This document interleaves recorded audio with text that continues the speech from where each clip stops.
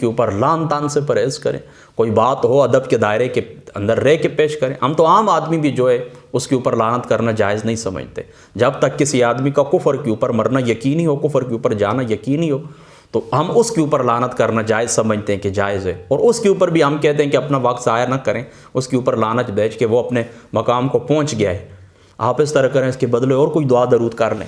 हम तो ये समझते हैं। तो उलमा का अदब करें, उलमा का एहतराम करें, इनकी शान है, इनका एक मकाम है जो अल्लाह ताला की ज़ात अक़दस ने इनको दिया है, इनके दर्जात अल्लाह ताला की ज़ात अक़दस ने बुलंद किए हैं, इनको दर्जे अल्लाह ताला ने अता फरमाए। तो मैं अर्ज़ ये कर रहा था कि ज़िंदगी के अंदर हमें इस तरह करना चाहिए कि जो हमारे उलमा हैं उनका तज़किरा करना चाहिए, उनको खराज अक़ीदत पेश करना चाहिए, ताकि उनका हौसला बढ़े और उनके जो काम का जज्बा है उसको आगे मज़ीद तक़वियत मिले और वो काम करें।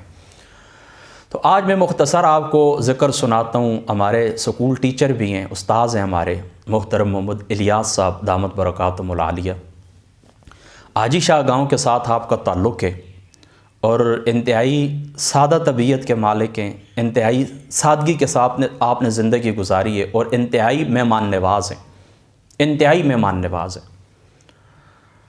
मेरे उनके साथ बड़ा पुराना ताल्लुक़ है, तकरीबन इस ताल्लुक़ को 10-12 साल गुज़र चुके हैं, 11-12 बरस गुज़र चुके हैं। मेरा उनके साथ ताल्लुक़ है। ताल्लुक़ किस तरह कायम हुआ था कि मैं खुरहैल गाँव के अंदर सन 2011 में पढ़ने के लिए गया था। हज़रत अल्लामा हाफ़िज़ नासिर साहब दामत बरकातुहुल आलिया आपके पास में पढ़ने के लिए गया था। तो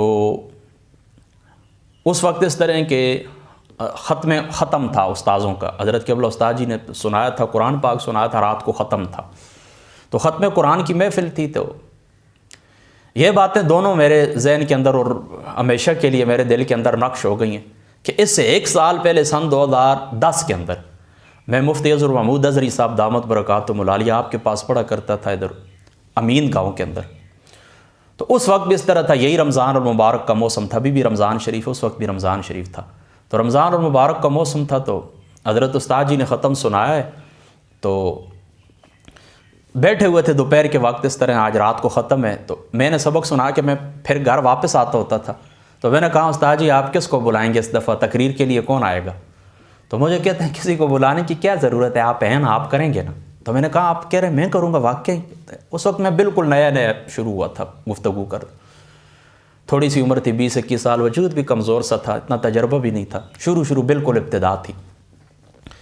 तो फिर वाकई उस रात मैंने 15 या 20 मिनट, मतलब उस्ताज़ों की जो मस्जिद है अमीद के गाँव के अंदर, वो दोनों हाल भरे हुए थे, ऊपर भी नीचे, और बड़ी तेज़ बारिश हो रही थी।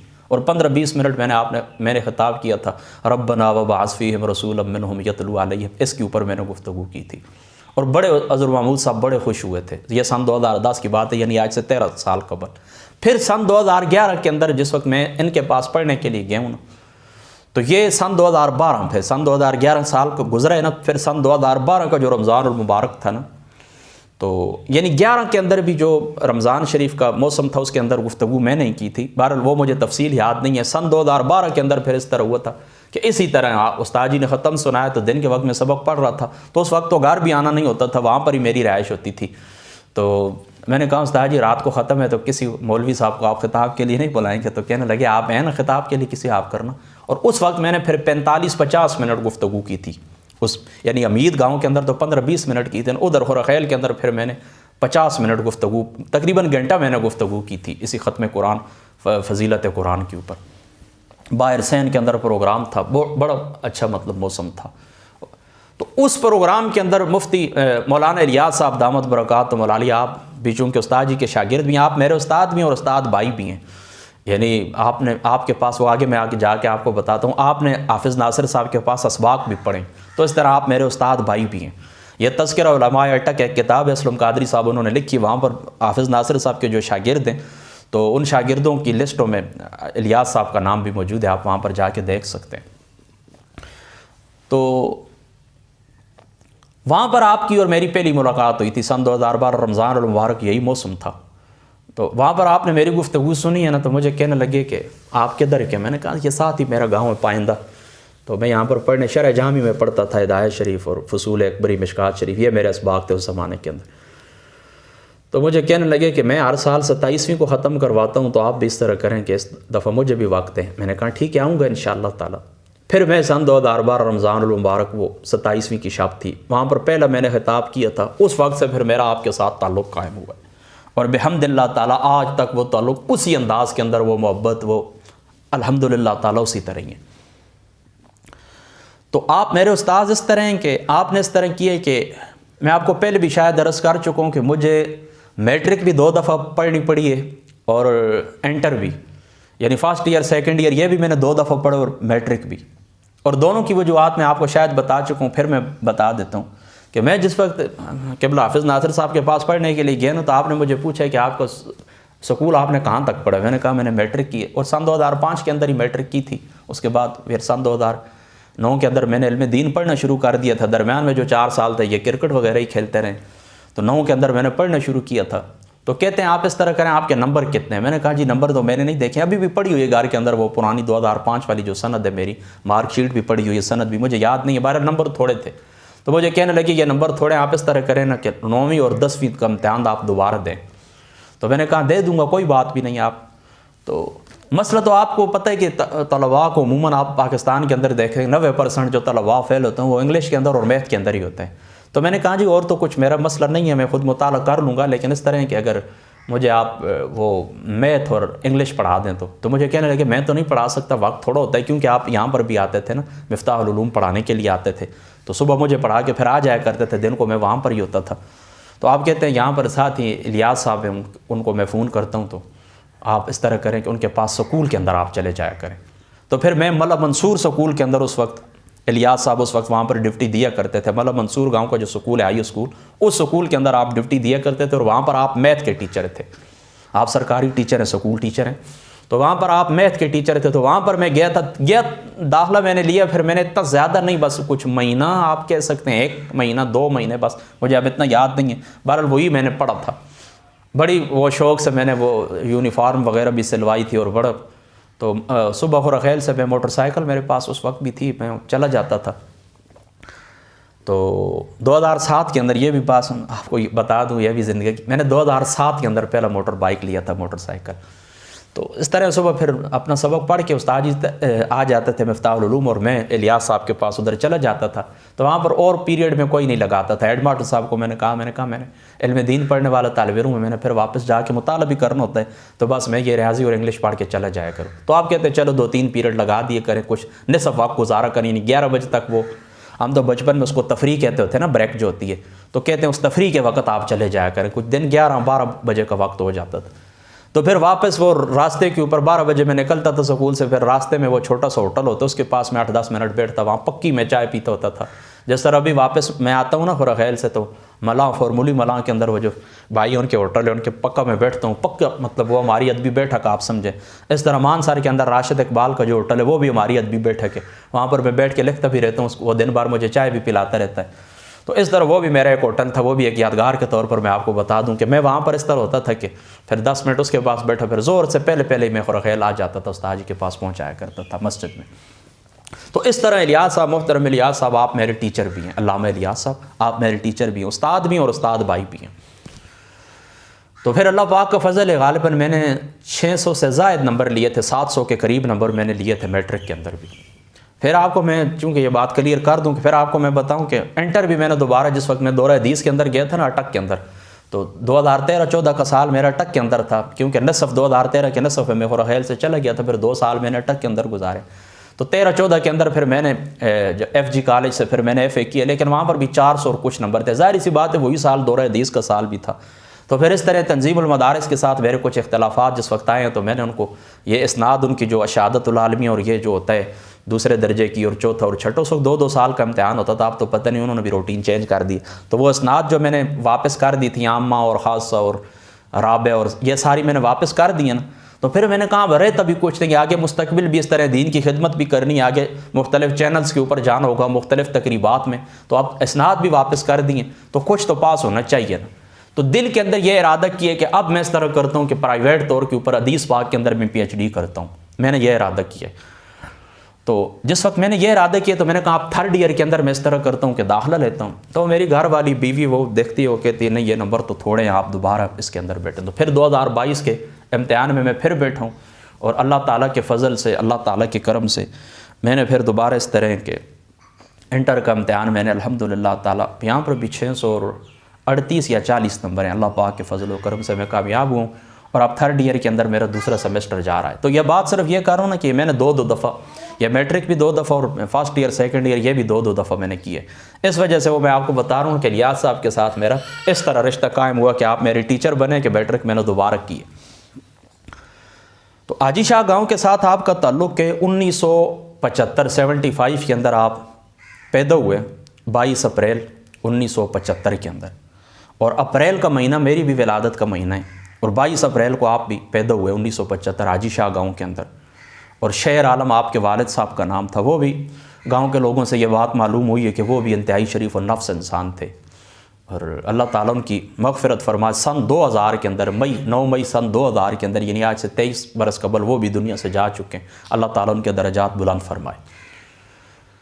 तो 1975 के अंदर आप पैदा हुए और आपके जो दादा जान थे ये वो भी मशहूर आदमी थे, अब्दुल गफ़ूर उनका नाम था। टाटा फैक्ट्री के अंदर हिंदुस्तान के अंदर आपने काम भी किया था और अच्छे आदमी थे वो भी।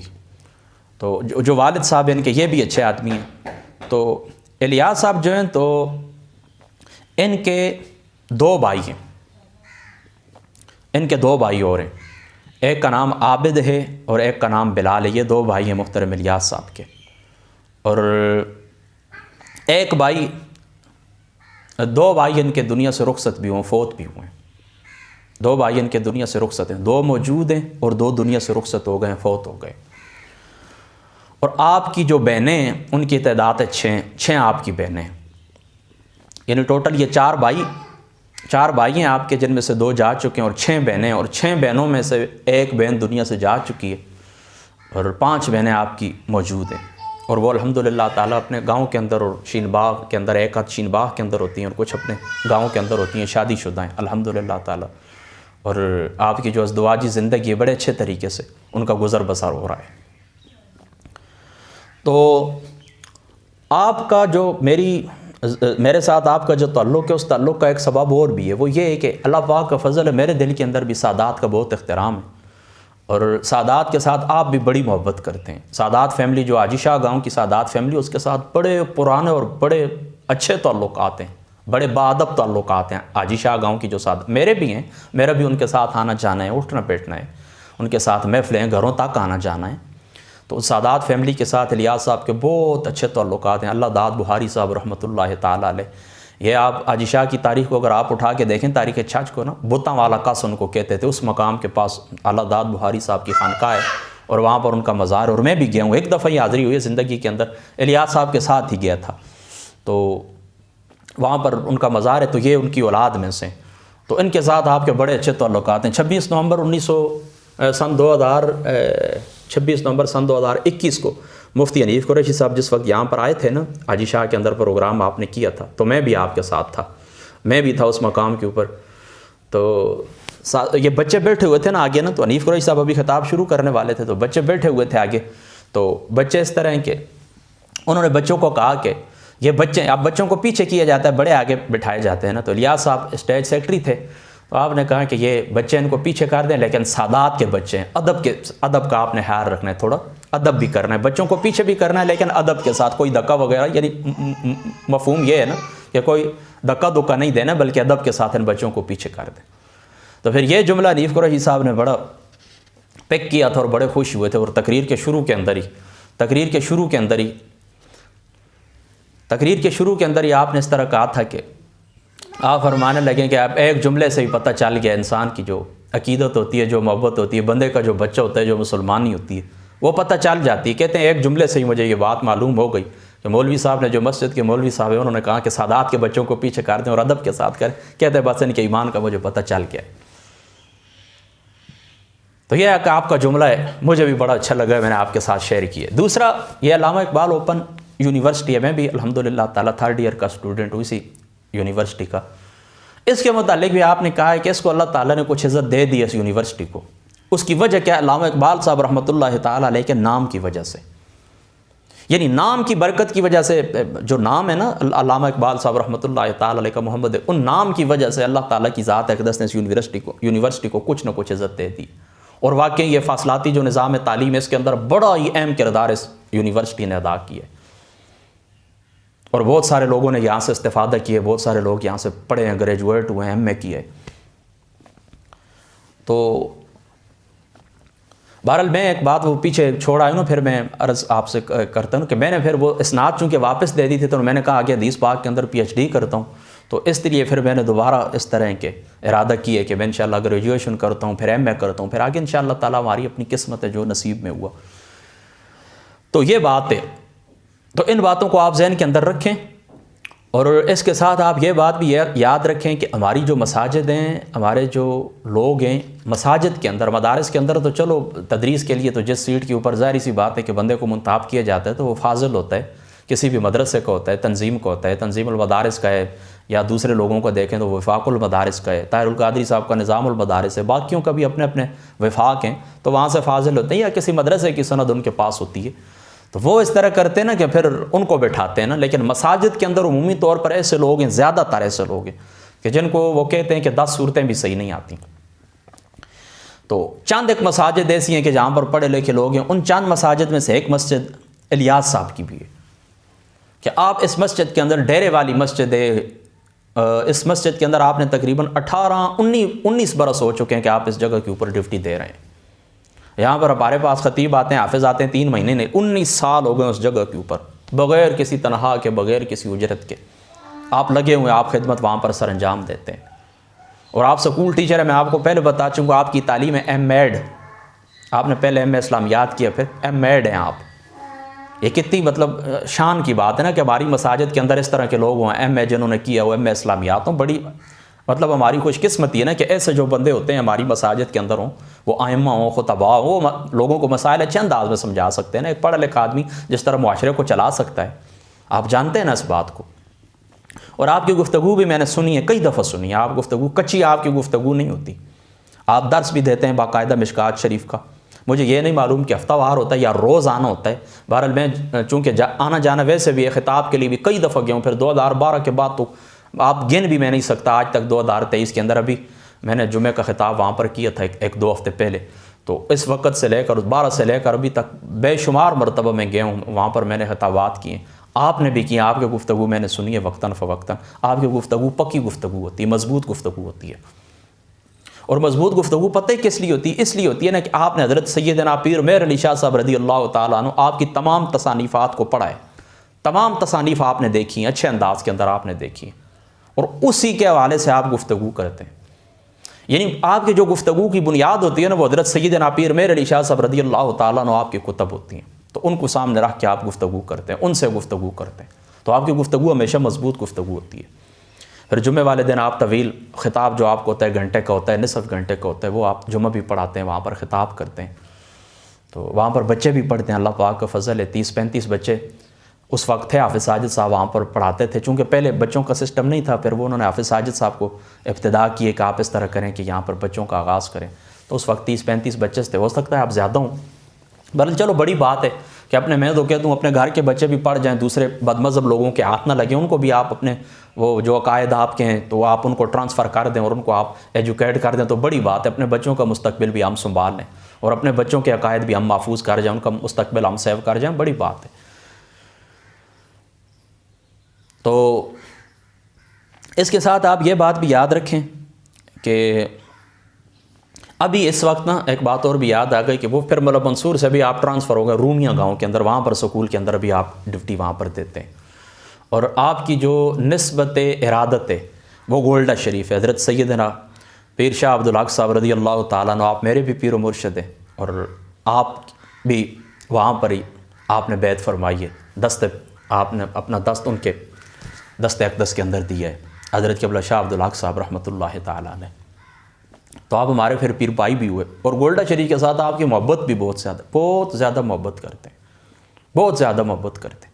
अच्छा मज़े की बात आपको बताऊँ, एक मैंने अक्सर लोगों को देखा है कि जो ज़्यादा सादात के साथ मोहब्बत का इज़हार करते हैं ना, तो वो थोड़ा सा बाज़ जगह के ऊपर वो वीक हो जाते हैं, बाज़ मकामात के ऊपर वो वीक हो जाते हैं, यानी कुछ ना कुछ दूसरे लोगों के ऊपर वो तंज करते हैं कि फ़लाँ को इस तरह, और बिलखुसूस हज़रत मुआविया रज़ी अल्लाह ताला अन्हु आपकी ज़ात पर करते हैं। लेकिन ये बंदा ऐसा शख्स है कि मैंने इनका देखा है कि हज़रत मुआविया रज़ी अल्लाह ताला अन्हु या दूसरे तमाम सहाबा पाक का इंतहाई अदब के साथ, जब भी हज़रत मुआविया का, असल में बहसें तो छिड़ती रहती हैं ना, मेरे ऊपर भी ज़्यादा एलिगेशन उन्हीं के हवाले से लगे हैं ना, तो मेरी बहस मुबासत उनके साथ होता रहता है। हमेशा इंतहाई अदब के साथ आपने उनका जिक्र किया, बल्कि ख़ुद मुझे उन्होंने सुनाया था कि गोल्डा शरीफ के अंदर उन्होंने ऐलान किया कि ये जिस वक्त वो फ़र्क आया था ना कि हज़रत इमाम जाफ़र सादिक़ और हज़रत मुआविया रज़ी अल्लाह ताला अन्हु आपका, तो उन्होंने कहा गोल्डा शरीफ से यह ऐलान हुआ कि हज़रत मुआविया रज़ी अल्लाह ताला अन्हु आपको इसाल सवाब आपने करना तो फिर फ़लाँ तारीख़ को कर लिया करें, और यह तारीख़ हज़रत इमाम जाफ़र सादिक़ की। तो अल्हम्दुलिल्लाह ताला आप सहाबा पाक का भी अदब करने वाले हैं, हमारे उस्ताद मौलाना इलियास साहब, और इसी तरीके से हुज़ूर की आल का भी अदब करने वाले, हुज़ूर की आल का भी। तो ये इनकी मुख्तसर ज़िंदगी है, मुख्तसर आपकी ज़िंदगी है, और मैं माननेवाज़ इंतहाई, मैं आपको कह चुका इंतहाई में माननेवाज़ है। मैं कई दफ़ा गया हूँ ना, कई दफ़ा, तो बस उसी वक्त ही थोड़ी देर गुजरती, फिर सारे वो लवाज़मात जो कुछ खाने पीने के होते हैं वो फ़ौरन आ जाते हैं, साथ साथ गपशप भी होती रहती। हाफ़िज़ साजिद साहब जिस वक्त वहाँ पर पढ़ाते थे तो उनके पास तो मैं कई दफ़ा रात गुजारने के लिए भी गया हूँ कि चलो उनके साथ मेरी एक, और उससे पहले भी मैं जाता रहा हूँ। ये नहीं कि हाफ़िज़ साजिद साहब वहाँ पर पढ़ने के लिए गए, पढ़ाने के लिए गए तो उसके साथ मैं उनकी वजह से नहीं, उससे पहले भी हाफ़िज़ साजिद साहब को तो मैंने वहाँ पर लगवाया था ना, वो तो मेरे तवस्सुत से वहाँ पर गए थे। उससे पहले भी, सिर्फ पहले में और बाद में यह फ़र्क था कि पहले इस तरह होता था कि फिर उस्ताद जी इलियास साहब और मेरी गपशप होती थी। अब इलियास साहब को हम घर भेज देते थे कि आप चले जाएँ, बाल बच्चों वाले चलो हैं हम आपस में, तो फिर रात भी आप काफ़ी देर तक मेरे पास 12-12 बजे तक आप बैठे रहते हैं और हमारी गपशप आपस में होती रहती है और इल्मी गुफ्तगू होती है। ये नहीं कि कोई हवाई फायरिंग इधर उधर की पकड़ी, नहीं, मौज़ूआत के ऊपर अपने वाले अहले सुन्नत उलमा के मुतालिक, उनकी तसानीफ़ के मुतालिक, इर्द गिर्द जो हालात आते हैं उनके मुतालिक इसी तरह की गुफ्तगू, और रात 12 बजे तक आप हमारे पास बैठे रहते हैं।